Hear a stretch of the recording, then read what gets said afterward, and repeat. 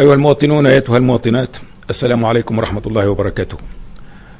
بطبيعة الحال كلكم تتابعون بكثير من الألم ما يقع في غزة. غزة البطلة.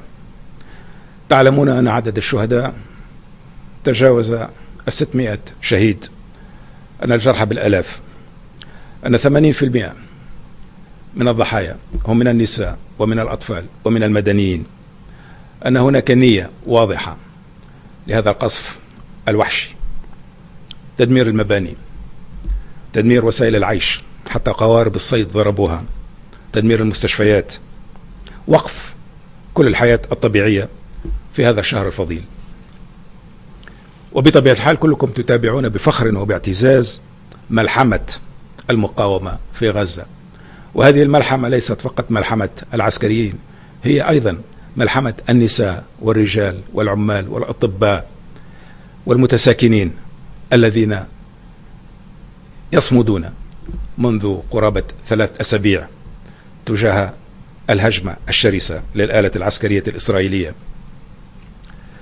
كل هذا لماذا؟ لأن الفلسطينيين وأهل غزة بالأساس يريدون حقوقهم.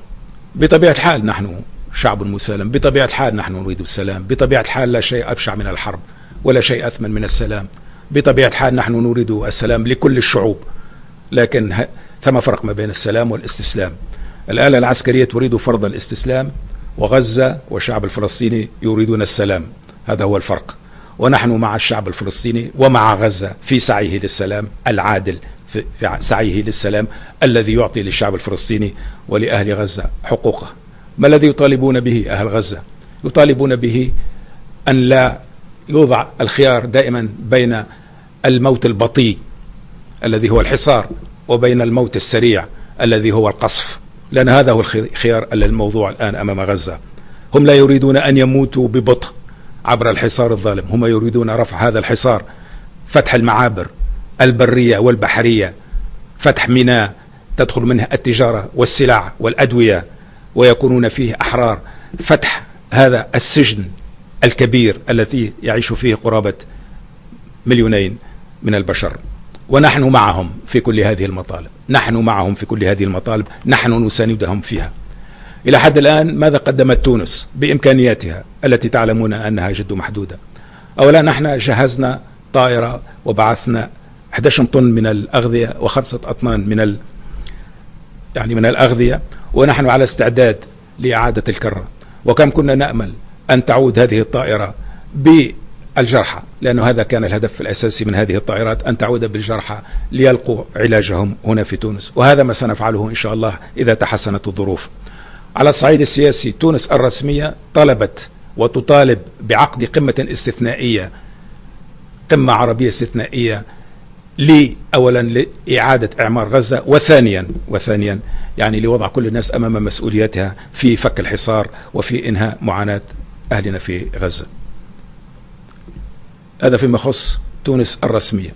تونس الشعبية تحركت إلى حد الآن والحمد لله بصفة تلقائية، لكن الآن يجب أن تتحرك بصفة منظمة وبصفة موحدة. لهذا السبب أنا قمت باستشارة واسعة مع الأحزاب ومنظمات المجتمع المدني، ووقع الاتفاق بسهولة وكليا على أنه يجب أن نتحرك في هذه القضية، قضية فلسطين التي تجمعنا وتوحد بيننا، يجب أن نتحرك جميعا دون أخذ بعين الاعتبار أي من الحساسيات والحزازات التي تفرق بيننا في الأيام العادية.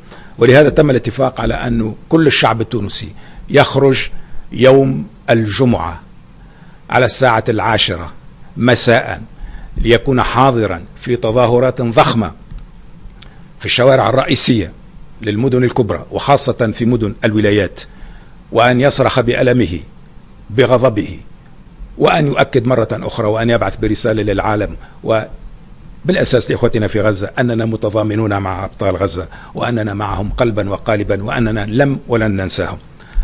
أيضا أريد منكم بعد وجودكم في هذه الحشود، أريد منكم أن تدعموا بما تستطيعون الهلال الأحمر التونسي الذي له علاقات جيدة بالهلال الأحمر الفلسطيني، والذي يستطيع أن يترجم كل ما تبعثون به إلى أدوية وإلى ما يحتاجه إخواننا الفلسطينيين، علما وأن وزارة الصحة ووزارة الدفاع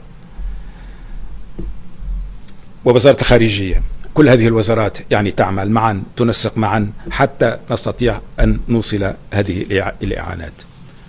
ثم بطبيعة الحال ليلة القدر يعني أعتقد أنكم كلكم سترفعون أيديكم إلى السماء تبتهلون إلى الله حتى يضع حدا لهذه المأساة التي يعيشها إخوتنا في غزة. المجد والخلود للشهداء، الشفاء للجرحى، السلوان للعائلات المنكوبة. تحيا غزة البطلة، تحيا فلسطين، وتحيا تونس.